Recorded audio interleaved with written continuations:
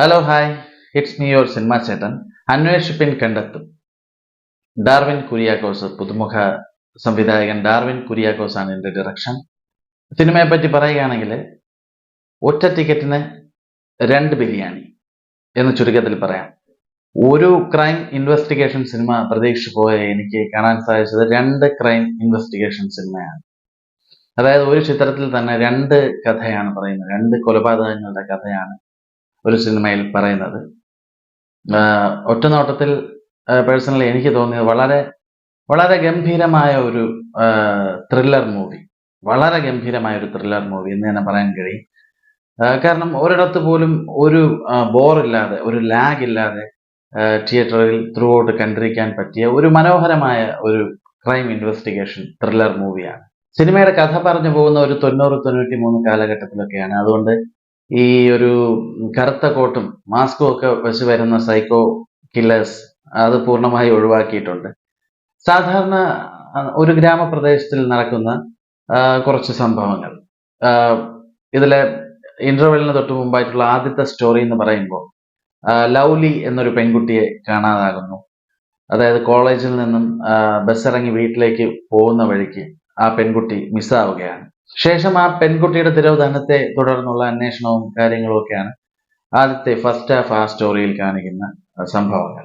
ദ്രുതഗതിയിലുള്ള ഒരു അന്വേഷണ രീതികൾ ഉൾപ്പെടുത്തിക്കൊണ്ടുള്ള ഒരു ചിത്രമൊന്നുമല്ല. വളരെ ഒരു സ്ലോ പേസിൽ കടന്നു പോകുന്ന, എങ്കിൽ ഒട്ടും തന്നെ നമുക്ക് ലാഗ് അനുഭവപ്പെടാതെ ഗംഭീരമായ ട്വിസ്റ്റുകളൊക്കെ ഉൾപ്പെടുത്തിക്കൊണ്ടുള്ള ഒരു സാധാരണമായ ഒരു സിനിമ. അങ്ങനെ ആദ്യത്തെ കേസ് പൂർത്തിയാകുന്നു. ഇന്റർവെല്ലിന് ശേഷമാണ് രണ്ടാമത്തെ കേസ് വരുന്നത്. അതായത് ശ്രീദേവി കൊലക്കേസ്. 3 വർഷം മുമ്പേ കൊല്ലപ്പെട്ട ശ്രീദേവി എന്ന ഒരു പെൺകുട്ടി. പക്ഷെ അത് പലരും ആ കേസ് അന്വേഷിച്ചെങ്കിൽ പോലും ആർക്കും അത് കണ്ടെത്താനായില്ല. അങ്ങനെ ക്ലോസ് ചെയ്ത ഒരു കേസ് വീണ്ടും ഈ ടൊവിനോ തോമസിന്റെയും അദ്ദേഹത്തിന്റെ ടീമിന്റെയും കയ്യിൽ എത്തിപ്പെടുകയാണ്.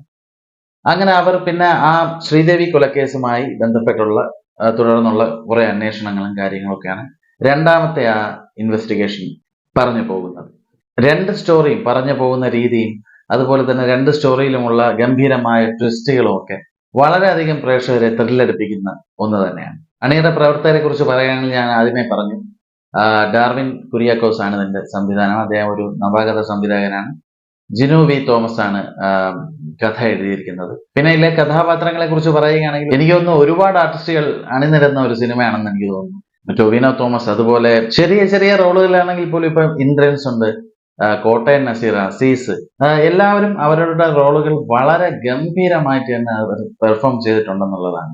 ഇന്ദ്രൻസ് ഒക്കെ എനിക്ക് തോന്നുന്നു ഒരു 1-2 സീനിൽ മാത്രമേ ഇന്ദ്രൻസ് ഒക്കെ ഉള്ളൂ. ഈ ഇൻവെസ്റ്റിഗേഷൻ ഓഫീസറായിട്ടാണ് ഞാൻ ഈ പറഞ്ഞ രണ്ടാമത്തെ കഥ ശ്രീദേവി കൊലക്കേസ് ആദ്യം അന്വേഷിച്ച ഒരു ഉദ്യോഗസ്ഥനായിട്ടാണ് ഇന്ദ്രൻസ് ഇതിൽ വരുന്നത്. ഇന്ദ്രൻസിന്റെ ആ ഒരു സംസാര രീതിയും ആ ഒരു ഡയലോഗ് ഡെലിവറിയും ഒക്കെ വളരെ വ്യത്യസ്തമായ ഒരു ശൈലി പുലർത്തിക്കൊണ്ട് അദ്ദേഹത്തിന് ഇത് ചെയ്യാൻ കഴിഞ്ഞു. വളരെ ഗംഭീരമായിരുന്നു. അതുപോലെ ടൊവിനോയുടെ ക്യാരക്ടറും എടുത്തു പറയേണ്ട ഒന്നാണ്. അദ്ദേഹം വളരെ മനോഹരമായി ആ ഒരു സ്പേസിനുള്ളിൽ നിന്നുകൊണ്ട് തന്നെ ടൊവിനോ ഈ ഒരു ക്യാരക്ടറിനെ വളരെ ഗംഭീരമായിട്ട് തന്നെ അവതരിപ്പിച്ചിട്ടുണ്ട്. പിന്നെ എടുത്തു പറയേണ്ട ഒന്ന് തന്നെയാണ്, ഈ 90 കാലഘട്ടങ്ങളിലാണ് ഇതിന്റെ കഥ കാണിക്കുന്നതെന്ന് ഞാൻ പറഞ്ഞു. അപ്പോൾ ആ 90 കാലഘട്ടത്തെ ഓർമ്മിപ്പിക്കുന്ന ഒരുപാട് പ്രോപ്പർട്ടീസ് ഇപ്പോ അന്നത്തെ VCR VCP പ്ലെയർ ഒക്കെ ഉണ്ട്.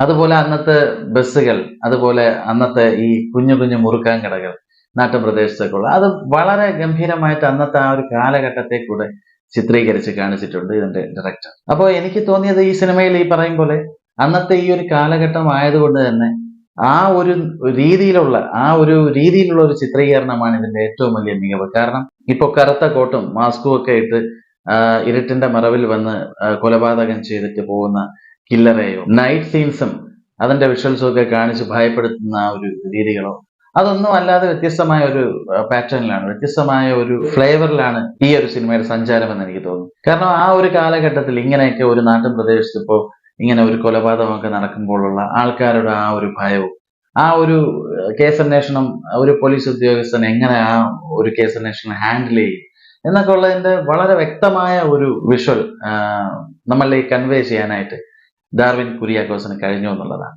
പിന്നെ അതുപോലെ ഇതിൽ എടുത്തു പറയേണ്ട മറ്റൊരാളെന്ന് പറഞ്ഞു കഴിഞ്ഞാൽ ഈ പടത്തിന്റെ മ്യൂസിക്കും അതുപോലെ സ്കോറും ഒക്കെ ചേർന്ന് സന്തോഷ് നാരായണനാണ് ചെയ്തിരിക്കുന്നത്.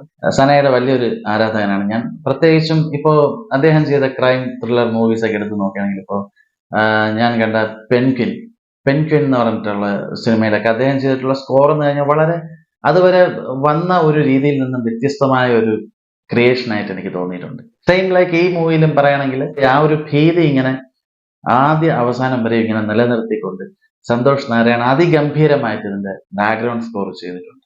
എന്തായാലും അന്വേഷിപ്പിൻ കണ്ടെത്തും എന്ന ഈ സിനിമ ഇതുവരെയും കാണാത്ത ഒരാളാണെങ്കിൽ ധൈര്യമായി നിങ്ങൾ ടിക്കറ്റ് എടുത്തോളൂ. നിങ്ങൾക്ക് ഒരിക്കലും കൊടുത്ത കാശ് നഷ്ടമാകില്ല എന്ന് ഞാൻ ഉറപ്പു തരാം. കണ്ടവരുണ്ടെങ്കിൽ അഭിപ്രായങ്ങൾ തീർച്ചയായിട്ടും കമന്റ് ബോക്സിൽ രേഖപ്പെടുത്തും. ഓക്കെ, അപ്പോൾ ചാനൽ ഇതുവരെ സബ്സ്ക്രൈബ് ചെയ്യാത്തവരാണെങ്കിൽ ദയവായി സബ്സ്ക്രൈബ് ചെയ്യുക, ലൈക്ക് ചെയ്യുക, കമന്റ് ചെയ്യുക. അടുത്തൊരു സിനിമയുടെ മനോഹരമായ വിശേഷങ്ങളുമായി അടുത്തൊരു എപ്പിസോഡിൽ കാണാം. Till then, bye bye.